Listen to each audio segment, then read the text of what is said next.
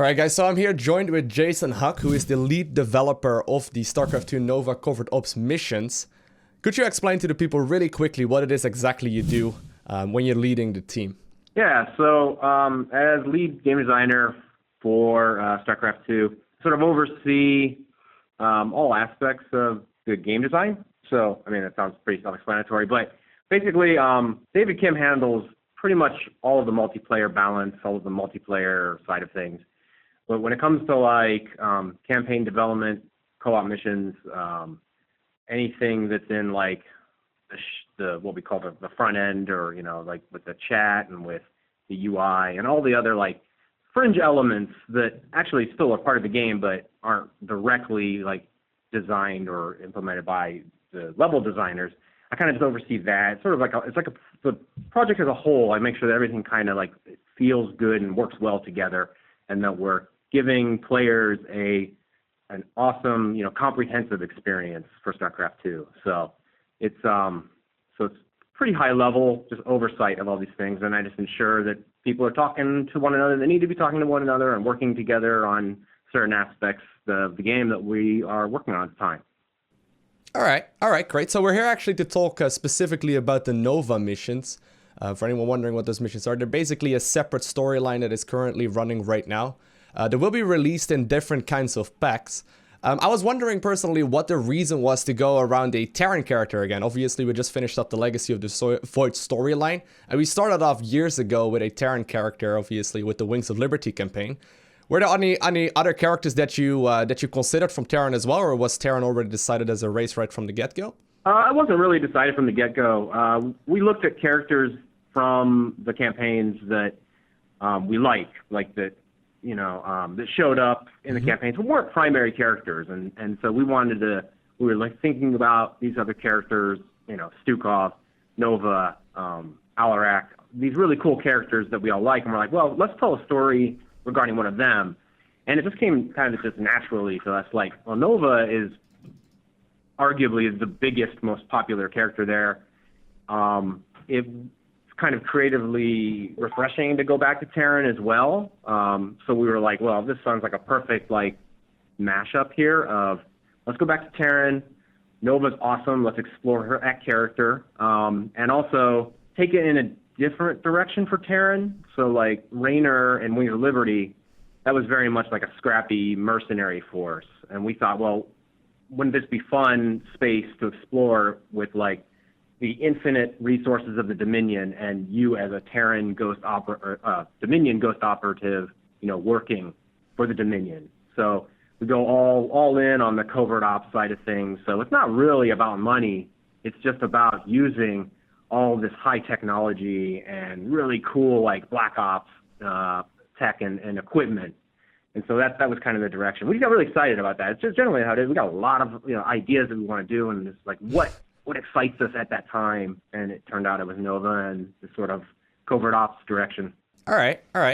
So did you come up with the storyline then first and then base missions around it, or do you guys come up with like cool mission ideas first and then base the storyline around those, or is it like a mix of the two? It's a mix of the two. We kind of come up first with a overall story arc that is still pretty malleable, and it's just kind of like a starting point and an end point, really, and maybe who are the major characters, that kind of stuff. And then after we kind of get that sort of solidified, then we kind of pitch it out to the team, make sure that everyone is really excited about this story they want to tell. And then the design team takes that, and then we start to build missions around that framework. A lot of times the mission design will influence the story. So it's kind of a back and forth between the writers and the designers. Like, we want to do this thing in this mission, and we really like this, and it kind of plays into the story. So can this like further the story more in some direction? So yeah, really it is a mix, and there's a lot of like conversations and teamwork involved as and we're still having those conversations because we only released the first mission pack so far. So yeah, exactly. So speaking of which, I guess I can ask, there's still 6 missions that are supposed to be released over the next year or so. We're getting unique mechanics so far, at least in the first 3 missions. Is there any mission in particular, mechanics-wise, that you're personally really excited for and that we, you know, as players, I guess, currently aren't aware of yet? Anything you can tell us about that? Well, I won't tell you specifically what it is because anything could change, of course. But there is, there is a mission in Mission Pack 2 that is, I think it's really cool. And of course, I'm going to be vague about this, but there's still, I would say there is more interesting ideas that we're exploring with this. I think, you know, through the first mission pack, we really wanted to go like all in on sort of the stealth or cloaking gameplay because we felt like the detection circles weren't interesting enough. Like it's kind of a concept that we've used in the past for Wings of Liberty, Heart of the Swarm, and Void, and it was always just kind of like a very binary kind of gameplay, just dodge the circles of detection. And so, you know, we really wanted to go with the conal vision model and everything that you've seen from other like stealth games. So there'll be more iteration on that in the future. Like this was just like a starting point for us, and we have a lot of other ideas for like how can we also bring other elements of stealth gameplay in here. Like, can we try to do something motion-based or audio-based? Like, there's all sorts of ideas that we're exploring in that space. So, yeah, we're really trying to continue to push the limits of our creativity within the space. You know, after already developing 70-plus RTS missions, it's quite a challenge, but I'm really happy with what we've gotten so far. So. All right. So speaking of packs, is there any reason why you decided to split them up other than just, you know, it being more time efficient, I suppose? I mean, I can imagine releasing, you know, 9 missions all at once takes a huge amount of time. Or is there any other reason why they're split up right now in 3 different kinds of packs? I mean, it's basically what you said. I mean, we wanted to give players something sooner to play with. And so we felt like breaking it up, you know, into 3 different mission packs, that first of all, allows us to get something out sooner because we're not developing all 9 missions at once. We are kind of developing them sequentially. You know, the first 3 missions, now we're working on the next 3 missions, and we're starting to work on the last 3 missions. And so it was just like it was an exploration for us. Just can we do this? We've been used to the 2+ year release model, and you know, the number one sort of thing we get from our fans is, hey, I want more stuff. I want to play through more missions. I want more story. And so this is our you know, our attempt at doing that, at delivering that. Like let's get stuff out more rapidly for our players. So keep them really excited and engaged with the game.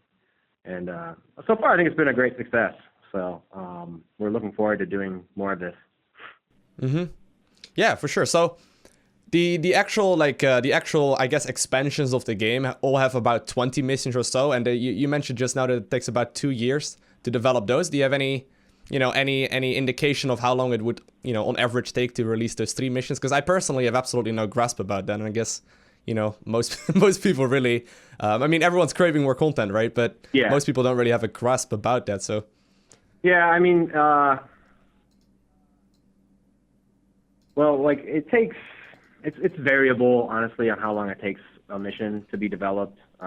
Sometimes, you know, we're a highly iterative environment, so some missions come together real quickly, and other missions are multiple revisions. Like an example that I can use from Wings of Liberty, because I worked on this mission, and it was a Supernova mission. It was the Wall of Fire mission. Right. I redid that mission like 4 times. So. Yeah. Okay. And no one saw the other revisions, you know. But that is just like that's kind of our magic, or our secret sauce, is that, you know, sometimes it takes multiple iterations to get to where we're at, and so these missions are going through the same process. But I will say, I mean, we're like really striving to get these all out before the end of this year. So that's pretty much like our major goal here, and I think we're on track for that. I mean, I feel like we're already in a pretty good space development-wise with the missions we're working on currently, and we have a really like awesome plan for the final 3 missions as well, I think. All right, cool. So in the main storyline of, for example, Wings of Liberty, people would get to, or like players would get to choose rather early on what they would want to focus on, right? So you would get to choose the upgrades that you want to go for, and usually that would sort of decide what you're going to be doing like 10 missions down the line, right? For example, if you wanted to upgrade your Marines early on with Stimpack or whatever, it would still actually be an important decision later on as well. Is there something like that right now as well, where the decisions that you've made in the very first mission pack will still carry over towards the second and the third as well? Or are they sort of like regarded as more of like a standalone? Well, I wouldn't say any decisions you make will carry over because the systems for Nova are flexible. Like, you can change your equipment loadout anytime you want before each mission. You can change the upgrades you have on your units. But everything you've unlocked from like Mission Pack 1 will carry over to Mission Pack 2. So it's not like everything that we gave you. Like, so you will still have siege tanks with jump jets, let's say, in Mission Pack 2 and 3. And you may even have more upgrades for the siege tanks. So, like, we're going to continue to add upgrades to the system and more units and more equipment. So it's really just an expansion of the systems as we go on. We're just going to put in more guns, more suits for Nova. We're going to put in more units and more unit upgrades, and those unit upgrades will get broader usage on all the new units that we're adding, all the new units we're adding to the experience. Okay. So I was wondering, so after the Nova missions will be finished up, are there currently any plans to add any, new missions in there? Because you mentioned already like Stukov and Alarak and whatnot. I mean, I personally would really like to see those, but I don't know if there's currently already any plans for that right now to continue development of like additional mission packs after this as well, or if it's just like, the Nova pack for now and we'll see where things go from there. It's the Nova pack for now, and we'll see. I mean, this is just like with Void. Like, people are asking, oh, what are you guys working on next? And we're like, we have no idea. Like, we're just shipping Void. And it is literally that. Like, we shipped Void, and then we kind of like, okay, let's start talking about what we want to do next. And then we're like, okay, well, let's, Nova. So it'll be the same thing. Like, what we do next, we have no idea until we're done with Nova Covert Ops. And then, if it does well, we're happy with, and the fans are really happy with it. We might do more. So. Oh yeah, is there any hero in particular you would really like to see yourself? Like, any character yourself a big fan of? I mean, it's always a team decision. I love all the same characters that the fans do. I love Stukov. I love Alarak. I think that, but again, who knows? Like, who we'll do next. All right. So thank you very much for your time. Those are the questions that I did have prepared. Yeah, no.